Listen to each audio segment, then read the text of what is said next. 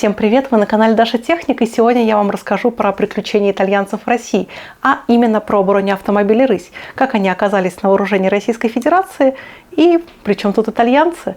И также я расскажу вам, как эти кошечки оказались все-таки важнее и сильнее рысей, тигры. Итак, поехали!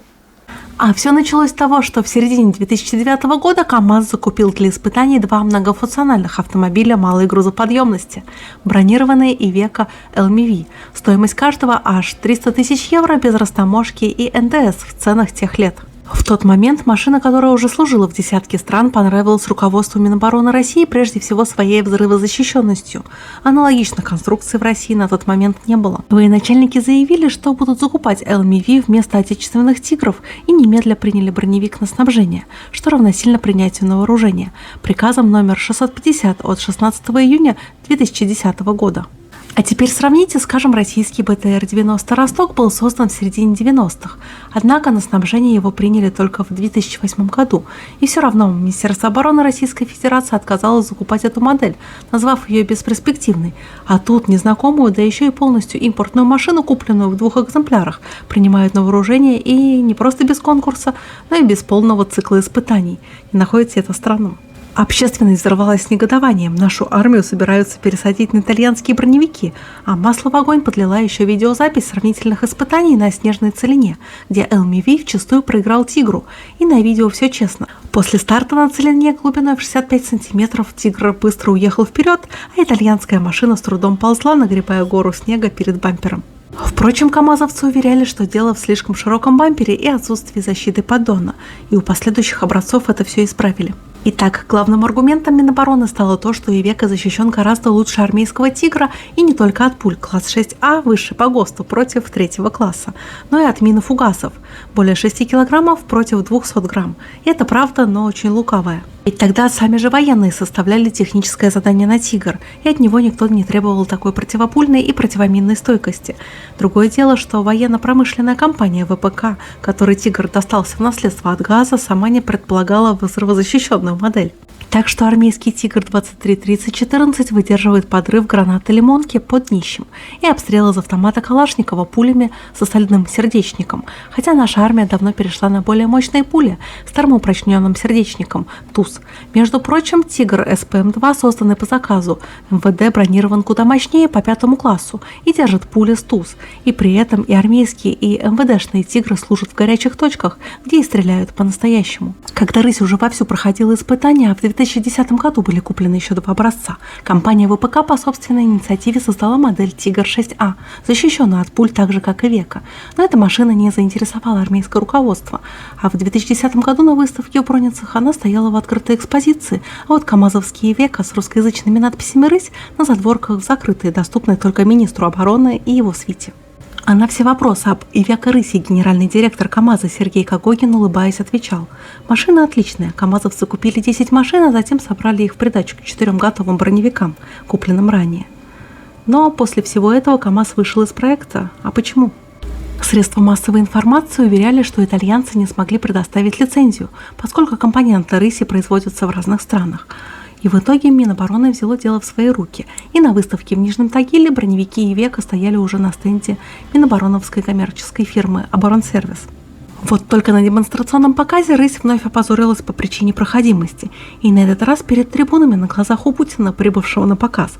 А дело в том, что за день до этого экипаж «Рыси», говорят, он специально прибыл из Италии. Он решил потренироваться на этой полосе препятствий и тоже застрял. И поэтому во время демонстрации «Рысь» под ехидные комментарии зрителей попросту объезжала крупные препятствия. Это можно увидеть даже на этом видео в YouTube. А вот «Тигр» преодолел их все, и неудивительно, ведь его клиренс – это 400 мм против 290 у «Рыси», и днище гладкое, без торчащих рычагов. Но вернемся к КАМАЗу, вот что говорил генеральный директор Сергей Когогин. Сейчас мы выступаем только консультантами, и теперь этой работой занимается Оборонсервис, но с точки зрения локализации он вряд ли сможет выполнить те функции, которые выполнял КАМАЗ. На вопрос, почему же не прошел проект, неужели из-за проблем с лицензиями, он ответил так: не совсем так. Да, была проблема с генератором США.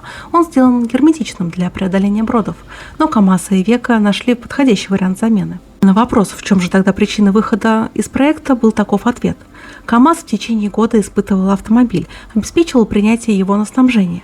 Сделали закупку, подготовили персонал и собрали 10 машин. Но есть закон о военно-техническом сотрудничестве, который накладывает очень серьезные ограничения и на компанию, и на людей, которые ее возглавляют. И есть очень важный момент.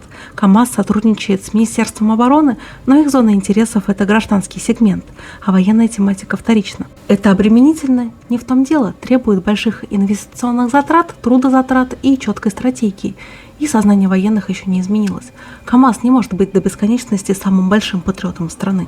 И вернемся к испытаниям. И что касается испытаний подрывом, видео есть на YouTube. Когда эти кадры увидели специалисты, то вынесли свой вердикт.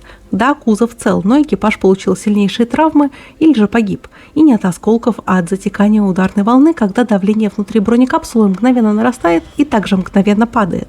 А на снимке прекрасно видно, что взрывом распахнуло люк. А если кузов разгерметизируется, люди получают баротравму. И да, сами испытания вызывают большие сомнения, как бы они не были хорошо поставленным спектаклем. Похожие спектакли приходилось видеть и ранее, как в Германии, так и в России, когда на глазах журналистов бронеавтомобиль или же его стекла расстреливали пулями не с остальным сердечником, а с мягким, свинцовым. В данном случае хорошо видно, что заряд находится перед левым передним колесом, а по европейскому стандарту он должен лежать прямо под колесом, да еще с 50% смещением вглубь машины. Кроме того, специалистов настораживают цвет и яркость пламени от взрыва. Это похоже на отечественный шарис, шашку, имитатор взрыва артснаряда, в состав которой входит 75 грамм тротила и примерно килограмм хвойных опилок. И взрывается она не сильно, но невероятно эффектно. И как бы то ни было, есть подозрение, что заряд, заложенный в трубу, действовал направленно по заданному сценарию. Он оторвал колесо и разворотил моторный отсек, но оставил кузов невредимым. А теперь взглянем на снимки ЛВМ, которые подорвались в Афганистане на настоящих фугасах. И их экипажу повезло гораздо меньше. И это неудивительно, маленький и относительно легкий броневик невозможно превратить в неуязвимый танк. С противопульной защитой тоже есть проблемы. Российские бронировщики нашли ряд мест, где она не просто ослаблена, ее вовсе нет.